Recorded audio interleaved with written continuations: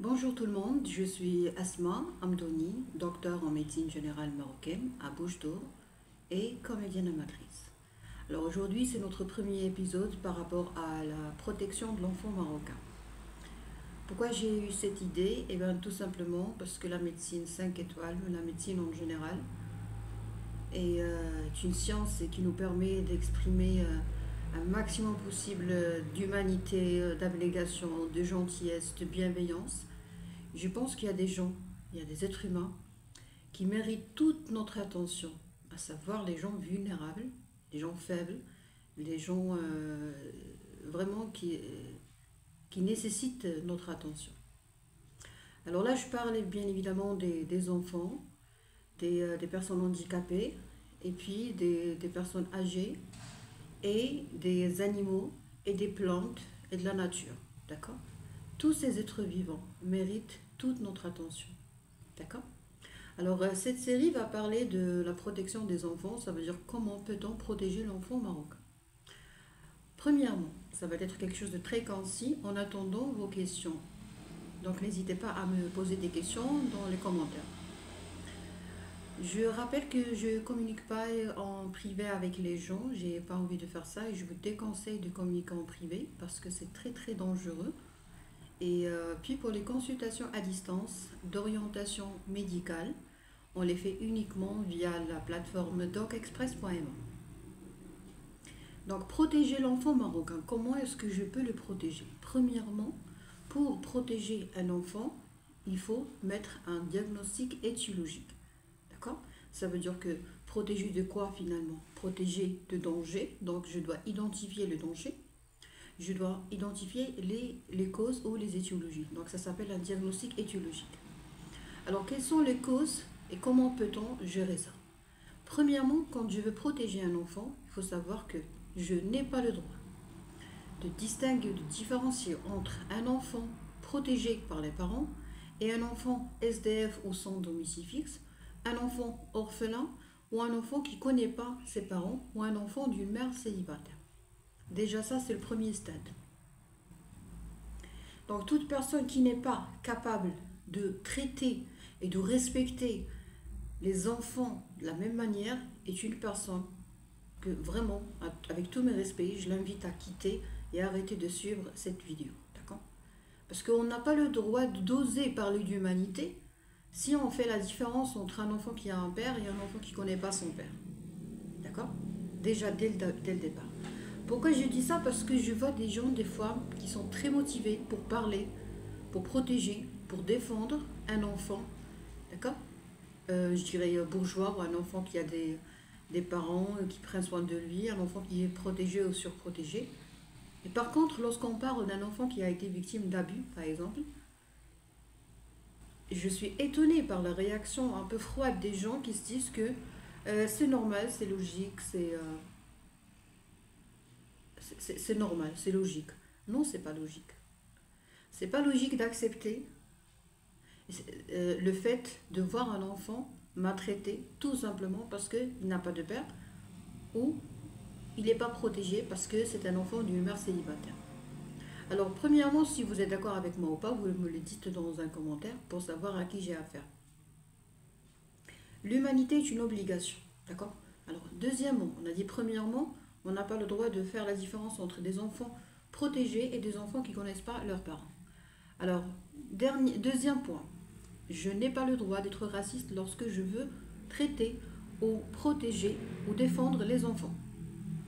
Ça veut dire que un enfant musulman a les mêmes droits qu'un enfant juif et a les mêmes droits qu'un enfant catholique ou athée. D'accord? C'est comme ça. Donc si dans votre tête, vous avez l'impression qu'il y a des enfants qui méritent d'être respectés et protégés et d'autres non, je vous invite encore une fois à vous désabonner carrément et à bloquer mon compte. Pourquoi? Parce qu'il y a d'abord l'humanité et après on peut parler de religion, de croyance, tout ce que vous voulez.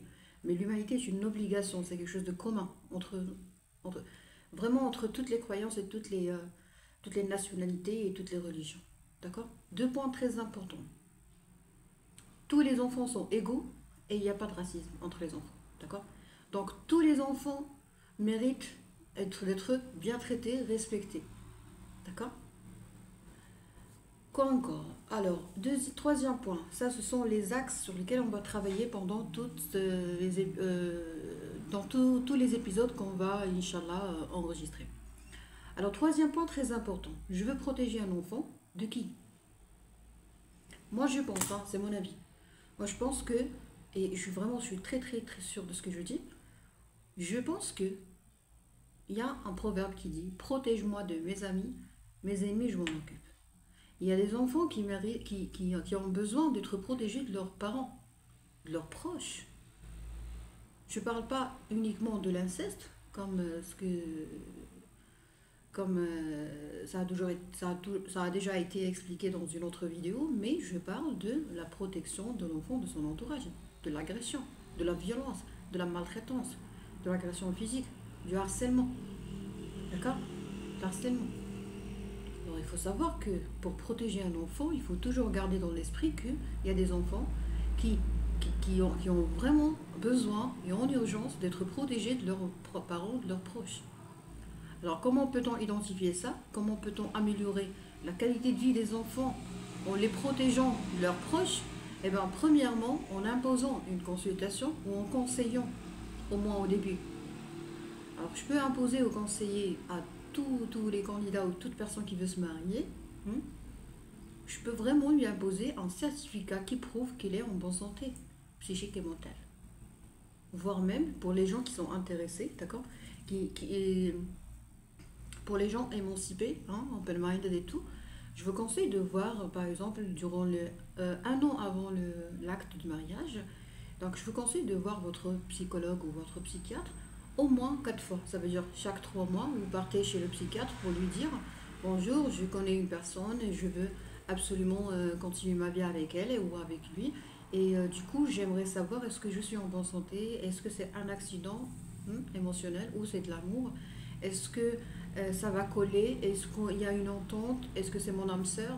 Vous voyez, je pense que c'est magnifique, hein, parce que des fois, il y a ce qu'on appelle des thérapeutes de couple. Donc les thérapeutes de couple, ce sont des gens qui améliorent la qualité de vie des couples.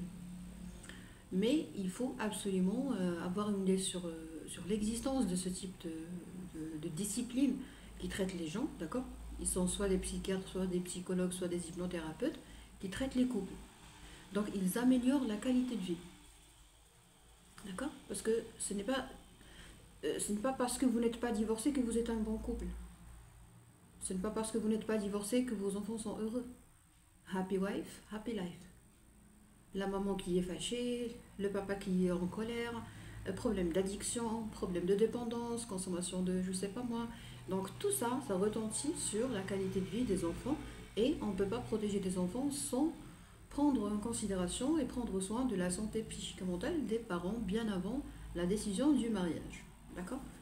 Voilà, c'est tout ce que j'ai à dire par rapport à ça. J'ai fait un travail colossal pour arriver à un certain point que vraiment j'aurai tout le plaisir à les partager avec vous. Je vous prie uniquement de laisser des commentaires pertinents, des questions, des propositions. Hein. Pourquoi? Parce que vraiment c'est très appétissant de voir une communauté assez émancipée. Moi sincèrement j'ai besoin de parler avec des gens émancipés. Pourquoi? Parce que ça me pousse vers l'avant et ça fait progresser. Voilà. C'était Dr Asma Amdouni, médecin généraliste marocaine à Bouche d'Eau et comédienne amatrice. Pour les consultations à distance et à domicile, il suffit de prendre votre rendez-vous sur la plateforme docexpress.ma.